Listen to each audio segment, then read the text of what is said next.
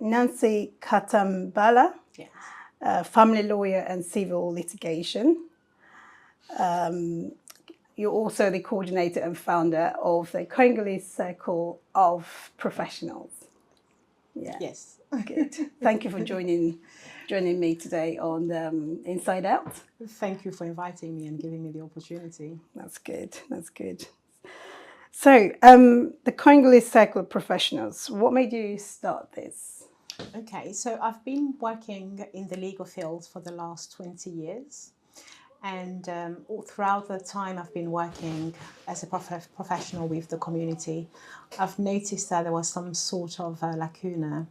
So we have Congolese professionals scattered all over the country, but not working together and not knowing exactly where we are and what we do, because most of the time, unfortunately, the Congolese, we have a reputation of dancing, not being so serious.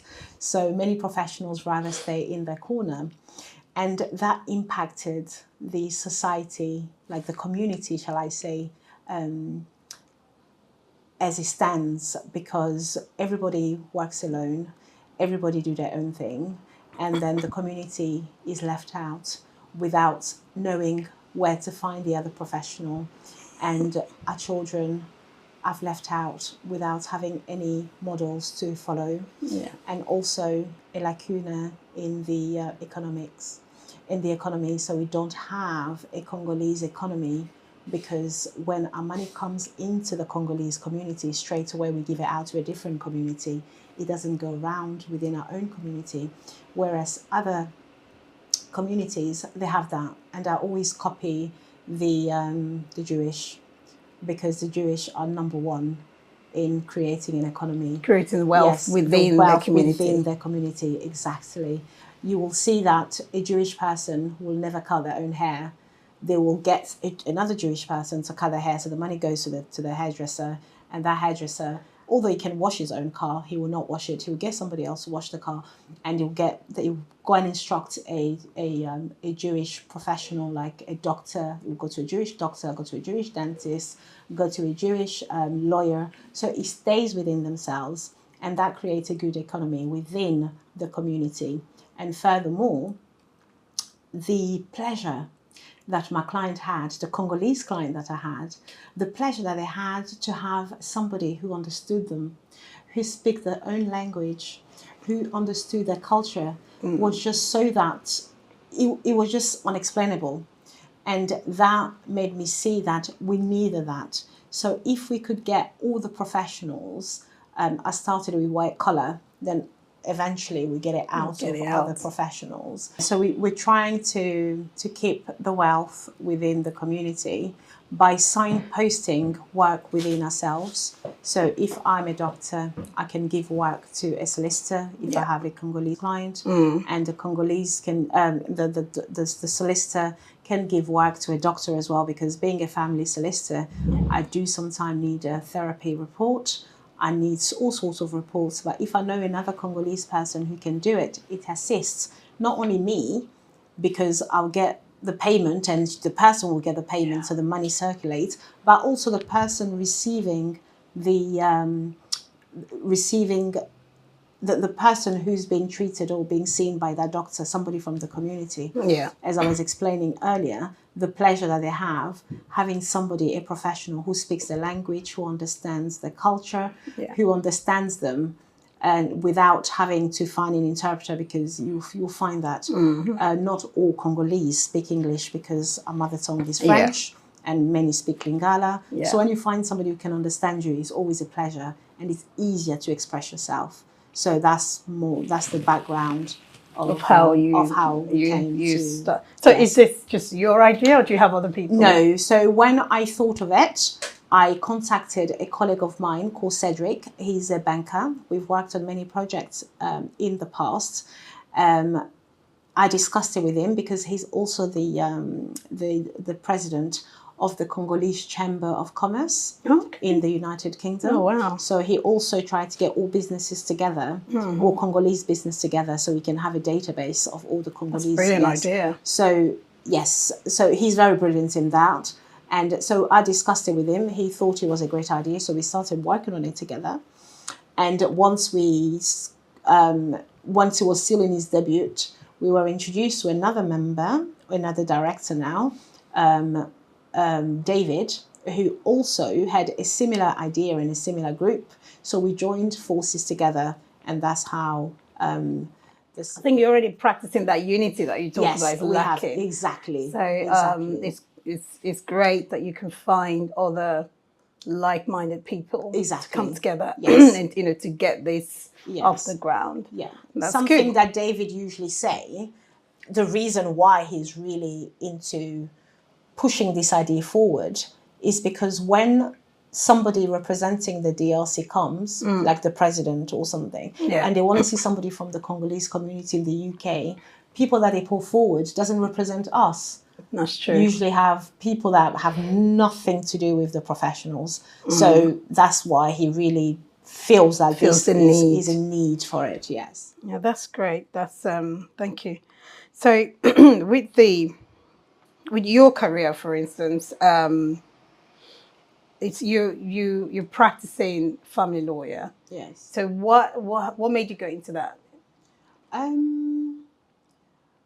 I've always wanted to be a solicitor.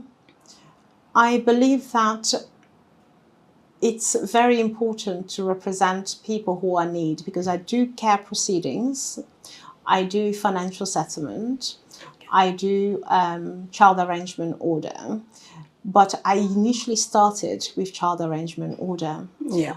The UK is a matriarchy country. Is it?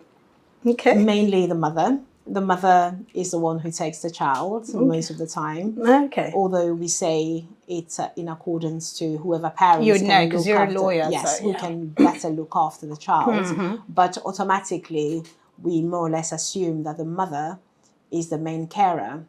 And the difficulties that we have is that the father is usually left without any contact, or has to wait until the mother decide or the courts decide. And it's always been a pleasure for me to assist those men, because I mainly represent men. I represent mainly fathers, mainly due to the fact that in our community, unfortunately, we are of the view that when we separate from a man, the children are ours and they have to do as we say, and That's they very have interesting. no access to their children. And not knowing that, we have to put our emotional needs and feelings as parents on one side and put those of the child first. It doesn't mean because I was a horrible husband that I will be a horrible dad. So the child's relationship with the dad is still very important. And that when I see that I can reunite a father to their child, and it gives me pleasure. That's one of the reasons I believe we have so much crime, because we have those children growing with our fathers. And unfortunately, until in our community we understand that, it will still remain a problem. Because in the child's mind, when they grow up, they have the image of mummy and daddy, that is their world. So when you separate, you kind of cut into their world. They now have the world of mummy, the world of daddy, and you're asking them to choose either mummy or daddy. But if you two, when it comes to parenting, not your relationship, just when it comes to parenting, if you remain united, then the child will not have to choose, and it will not create instability in the life of the child. In the home. Yes. Not in the home, because you're not having a home. Yeah, true. But in the life of the child. So the child now can see that mommy still loves me, daddy still loves me. I can love them both without having to choose. And that's when the role plays. When I'm doing that, I will need another Congolese professional, therapist, who will be able to help me get mom understand that, dad understand that, and the child to be at ease, knowing that both parents still love me, and it will create less crime, because the child will have a sense of belonging. That's very interesting. And, I'm going to touch on this slightly. I know it's all part of what you was led to you doing what you're doing. Yes, me doing. I believe, you know, Yes. you having this passion to represent, Yes, to represent, and making yes. sure that the children are emotionally catered for. Yes. I think that's that's really And good. that a father stays stays in the life of the child. I think it's interesting that you say that. Looking at especially London, for instance, the high rate of crime by Exactly. young boys from broken homes. Exactly. I think it's something that Yes. the community as a whole, especially the Black family, Exactly. should take serious beyond, you know, the Precisely. ordinary. Yes. Precisely. Yeah. So it's interesting. Yeah, because I started as an immigration lawyer. Okay. And I did a lot of deportation cases. Wow. And when you look at deportation, young Black boy who grew up here, or young Black person who grew up here, yes, they get into trouble. And mainly they are from broken homes. And most of the time it's because daddy's not interested, or daddy's not part of their life, or mommy doesn't like daddy, and the child is confused. So if both parents, because we do have in other communities divorces as well, but it doesn't affect the children as much. So we need to wonder why. It's because both parents stay in the child's life, and the child does not need to choose who do I, and they don't need to feel as if they are a burden. So if mommy's working, child can go to daddy. It does not need to stay alone in the home, for social services to come and take them, be alone and not be cared for, not be a child in need. So if parents can parent together, even though they cannot be together as a couple, that is what we need in our community. Yeah, thank you. So this, I mean, from your experience, within this is not just a Congolese issue. I think it's across the Black community. Yes.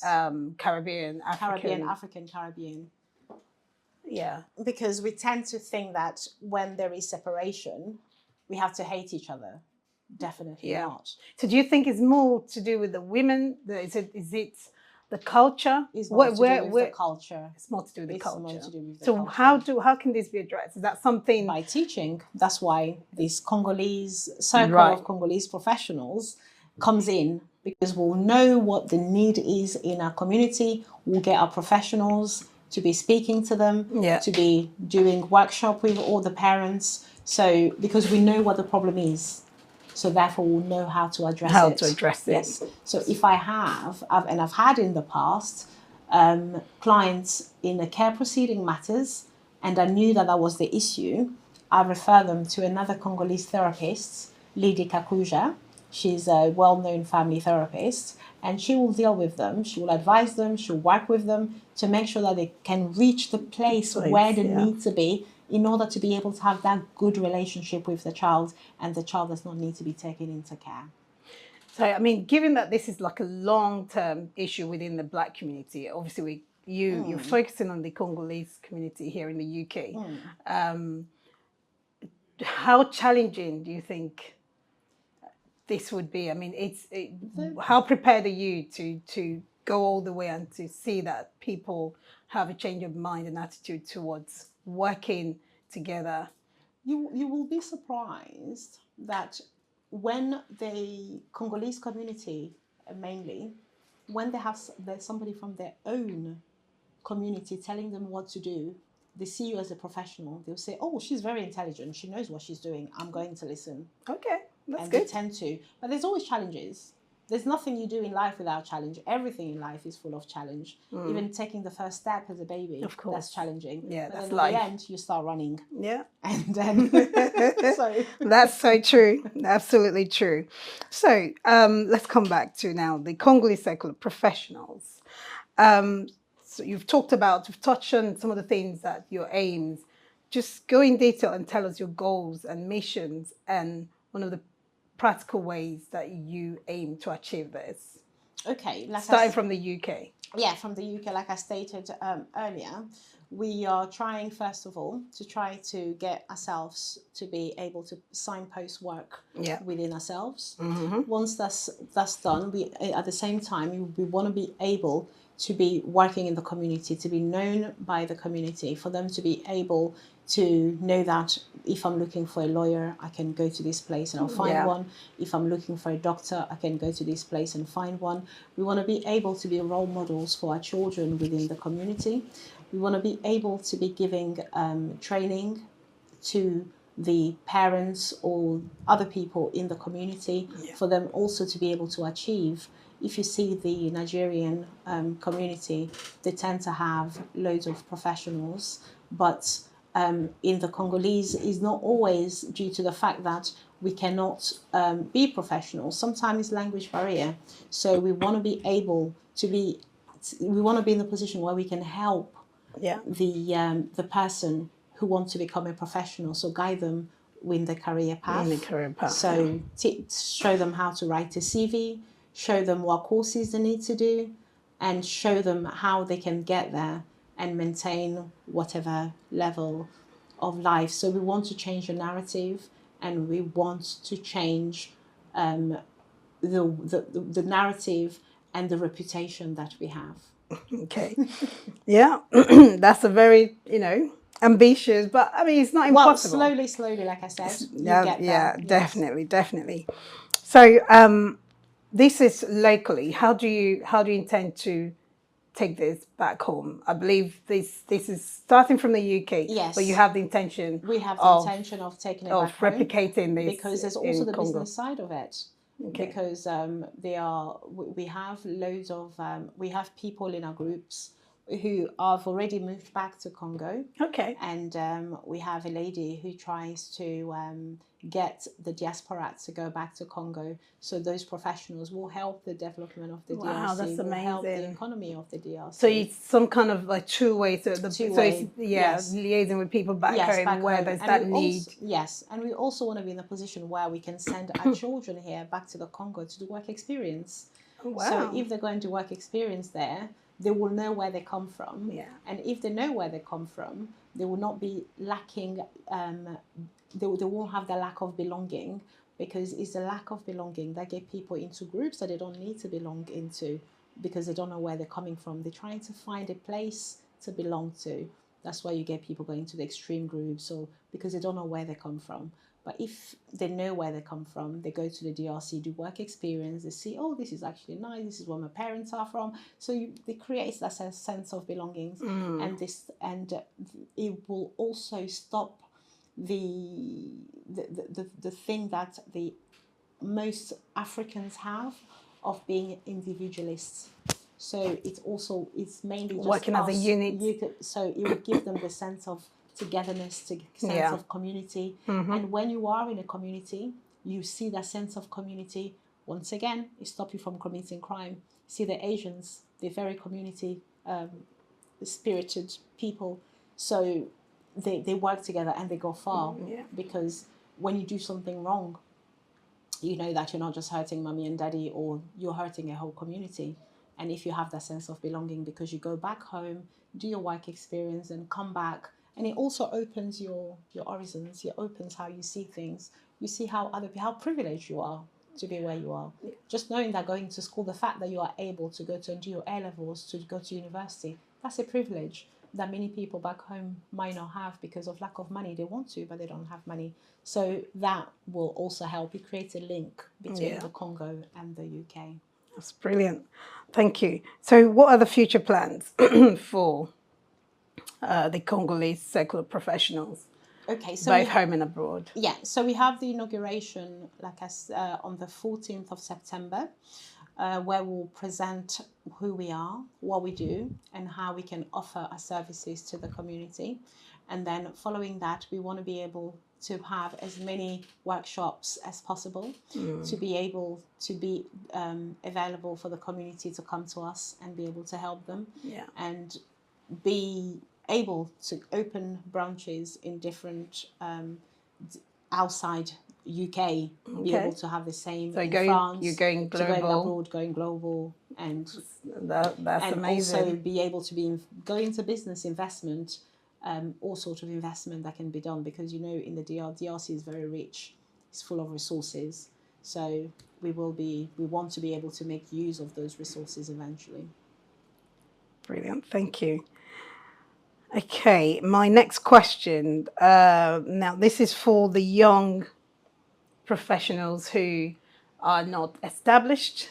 So, because a lot of your people in your team are established.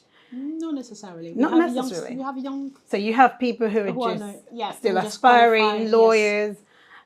They don't necessarily have. I don't know if this is part of your law firm or if you are part owner. No, this is my firm. Yeah. I'm a partner. So if they're working, for instance, for another law firm, are they able to be part of this in a sense of? I do work with other Congolese. Okay. I've got Congolese who are consultants. Okay. And with whom we work together. We offer work experience, and we're also able to guide people who needs guiding and want to get into the profession. I wasn't certain whether we were speaking about the firm or the group, the Congolese Circle of Professionals. The firm. The firm, okay, yes. Yeah. So no, the firm people here mostly are established. Yes, the people who work here most of them are established. But we are thinking of taking a paralegal in order to help us and eventually get training solicitors. That's brilliant. Thank you. So can you share any success stories that you've had as a lawyer, as a family lawyer, that have also inspired you to do this, not just in negative? Like I said, you've talked about the men that you've. It's always a pleasure when you see the parents seeing the child for the first time after a long time. So getting them together, or a woman who was abused by her partner, being able just to speak to you and feeling relief because the advice you've given them, and it makes them feel like, okay, I'm okay, I can do it. So being there for others is always very inspiring. That's brilliant. Thank you.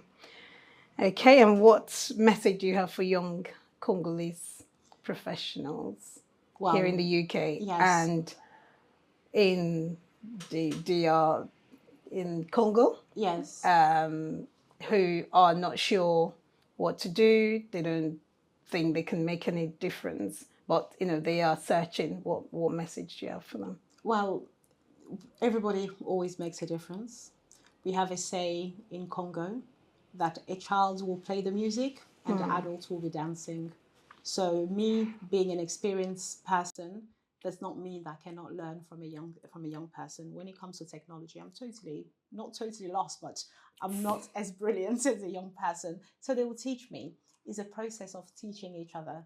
So everybody can always make it, no matter what. It could be seen small by you, but from the person who's receiving it, it might be something big. It's like if you see somebody begging on the streets, you give them a sandwich. For you, it's probably your leftovers, but for them, it's the meal. So you can always achieve. So whatever you think you will bring, don't see it as small. It's always going to be big for the next person. So by thinking that way, by changing our mindset and saying that nothing is impossible, I'm also a Christian. So I always say God created us equal. If the next person can make it, I can make it. So if we Congolese professionals, where we are now, we are able to make it. So you as a young person, you will be able to make it, and you can do it. Studying is hard, but it's a sacrifice that you need to go through in order to achieve what you want to achieve. Nothing good becomes without sacrifice. You need to sacrifice in order to get good things. That's good. Thank you. So how can people get involved with the Congolese Circle of Professionals? Okay. At present, it's only open to Congolese from the DRC, not Congolese from Brazzaville, unfortunately, because we know what our issues are. So we need to I never knew there's I know you're different. But we have different issues. So if a Congolese from the Brazzaville sorry, if they come, you won't be able to take them. No, not at this time, because we're trying to deal with the issues of the Congolese from the DRC now. So once we've been able to deal with our issues, then perhaps we'll be able to allow other people. But even if they're professionals, yes, you're professional, but the issue that we're trying to tackle is not the same. In French, they say la charité bien ordonnée commence par soi. well-organized charity, I'll translate it literally, well-organized charity starts at home, like charity starts at home. Okay. But I like the French way because it says well-organized charity starts at home. So I have to sort my house out first before I start going to see Understandably. whether Yes. I can help somebody else. Okay. Yeah. But as an immigration lawyer, you dealing with some of the issues around, you know, a lot of African migrants. What's your take on that? What do you how challenging as a lawyer do you find that as an immigration lawyer? Because when you see someone's being deported on the basis of some very flimsy crime, how challenging is that for you as a lawyer? Not just them, because we know it's quite stressful for them. Yes. But you having to deal that day in, day out, and you're having to attend to people with such needs. That's one of the reasons I stopped doing as much immigration law, because it's quite challenging, and it's painful to see that a young person, sometime born in the United Kingdom, the parents, due to the parents' lack of knowledge, they didn't apply to become British citizens. Because if you're born after a certain year, even if neither of your parents are settled or have indefinite leave to remain, you're not born automatically British. You are born, you're not illegal, but you just have leave to remain, but you're not British. So the law that applies to non-British citizens is, if you commit a crime and you are sentenced to more than 1 year, regardless of the crime, you will automatically be deported to your country of origin. And those youngsters, they grow up thinking that they're British, behaving as if they were British, copying their friends who are British. And then one day they wake up, find themselves in prison, being sentenced for 2 years for some silly things they've done, and then finding themselves that they have to be deported back to Nigeria, to Congo, to wherever their parents come from.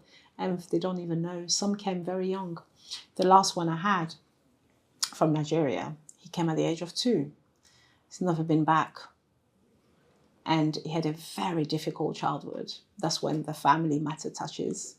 Father started his own life. Mother started her own life. The child is in the middle. Social services are involved in and out.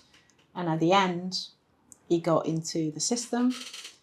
And when you go into the system, most of people go into the system, they end up having a criminal record.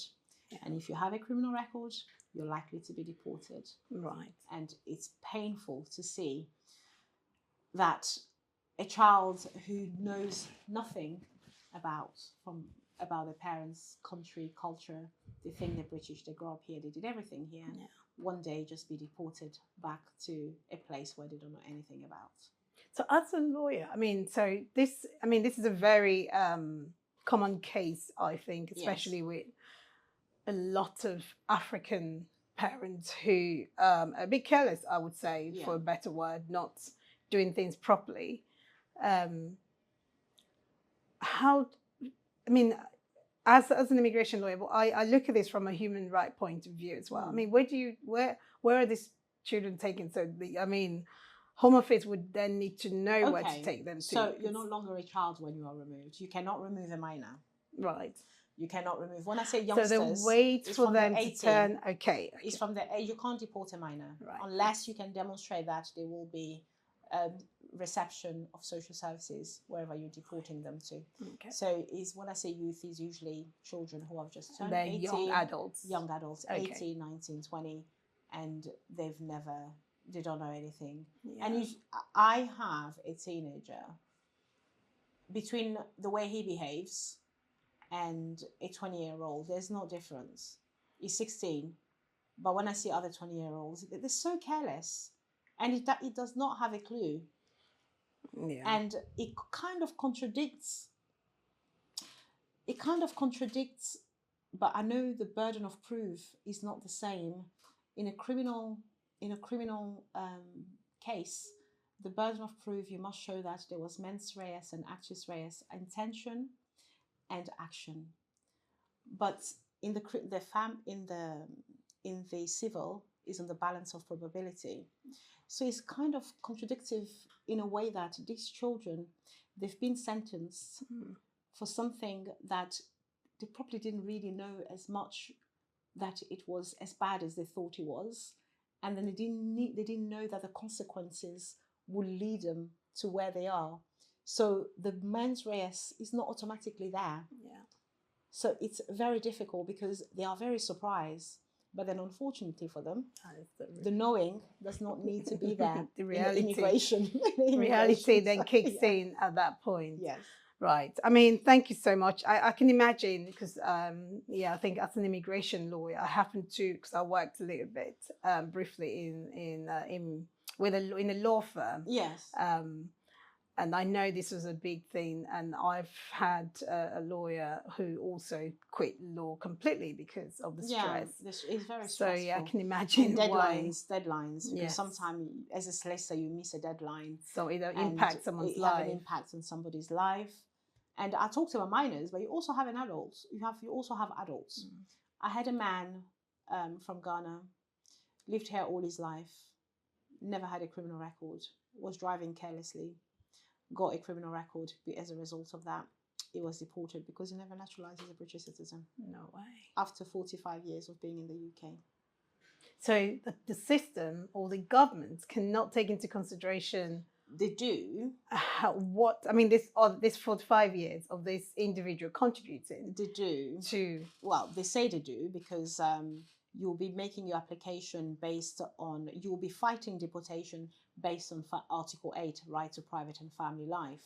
But you have to balance it with public interest as well. And most of the time, I think it's a very heavy-handed. Yes, it is. Yes.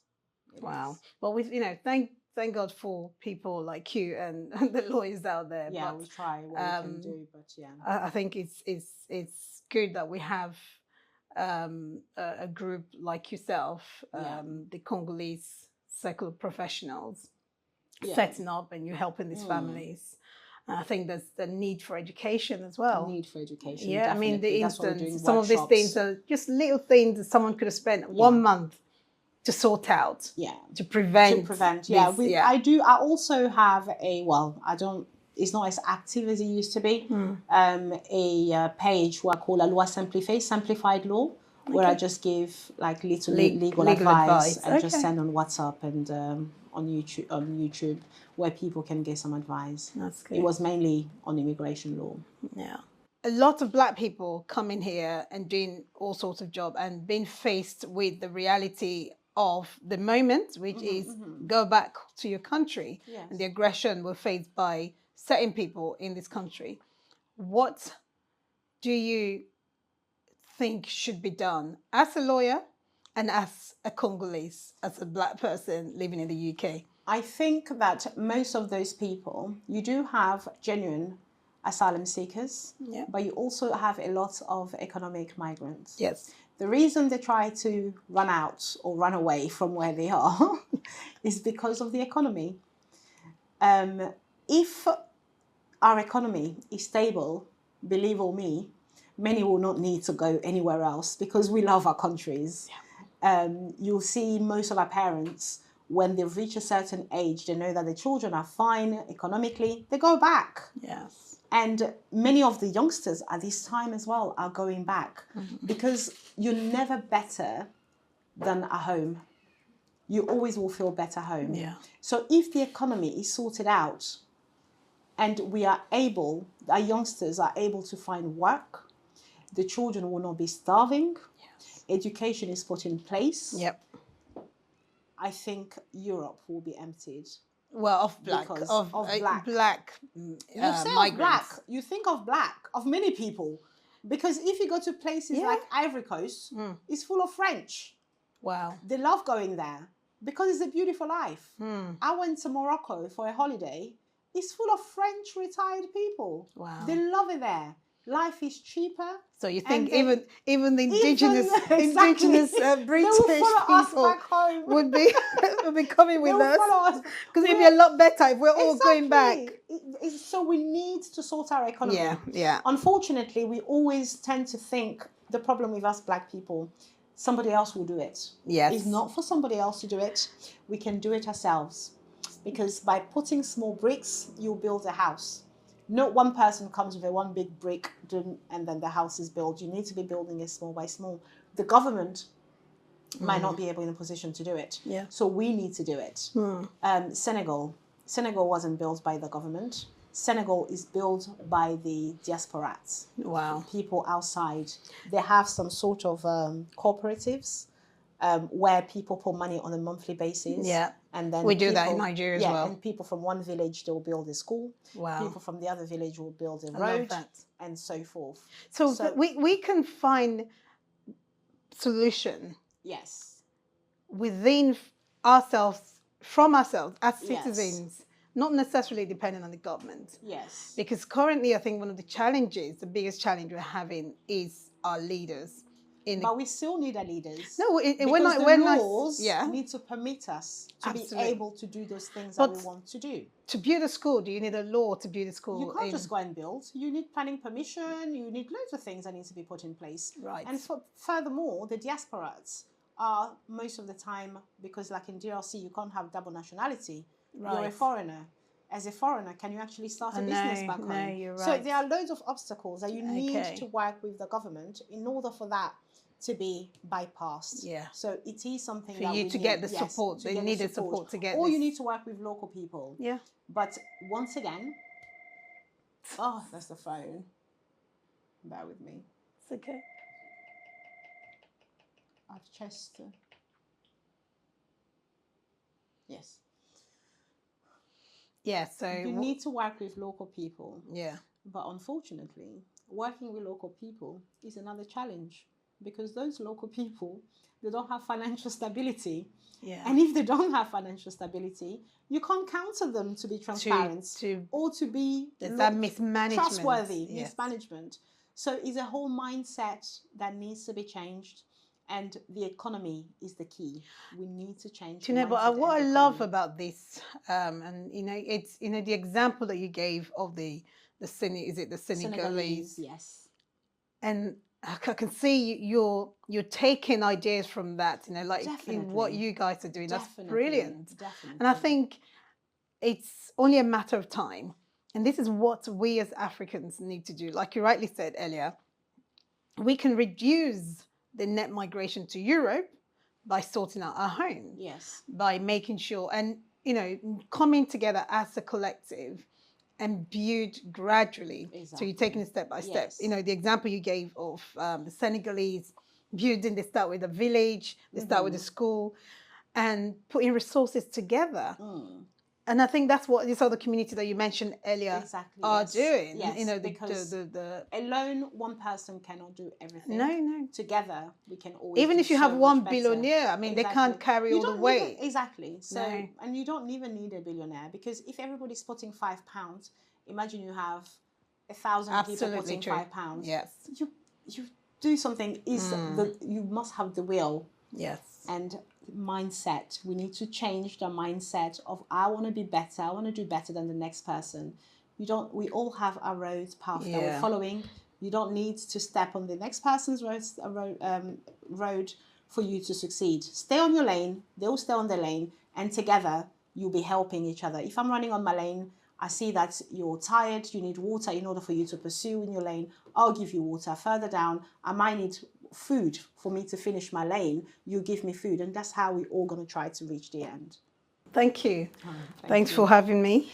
Thank you for having me. It's been a pleasure. Thank you for the opportunity. Yes, the pleasure is mine. Thank you. Thank you.